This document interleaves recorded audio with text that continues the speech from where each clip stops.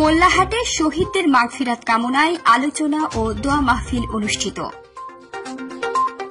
শুনলেন সংবাদ শিরোনাম। এখন আব্দুল্লাহ ফারুক বাগেরহাট প্রতিনিধির রিপোর্ট।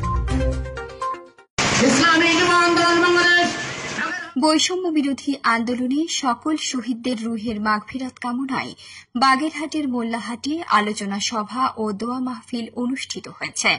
বুধবার বিকালে ইসলামী যুব উন্নয়ন মোল্লাহাট উপজেলার গাওলা ইউনিয়ন শাখার আয়োজনে নাশুখালী বাজারে এ আলোচনা ও দোয়া মাহফিল অনুষ্ঠিত হয়।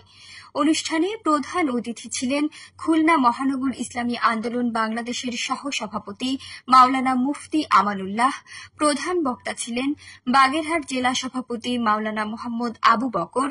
বিশেষ অতিথি ছিলেন মোল্লাহাট সভাপতি হাফেজ শরীফুল ইসলাম, মোল্লাহাট জাতীয় ওলামা পরিষদের সভাপতি মাওলানা নিজাম উদ্দিন, যুব আন্দোলনের সভাপতি মুফতি রফিকুল ইসলাম, সদর দ্বীনী সংগঠন মোল্লাহাট মাওলানা আব্দুল্লাহ আল মামুন, ইসলামী আন্দোলন মোল্লাহাট সেক্রেটারি ফকির আবুল বাশার, শ্রমিক আন্দোলন সভাপতি মোহাম্মদ নুরুল ইসলাম ফকির, গাওলা ইউনিয়ন সভাপতি মাওলানা আম্মার হোসেন, ছাত্র আন্দোলনের মোল্লাহাট সভাপতি হাফেজ জহিরুল ইসলাম।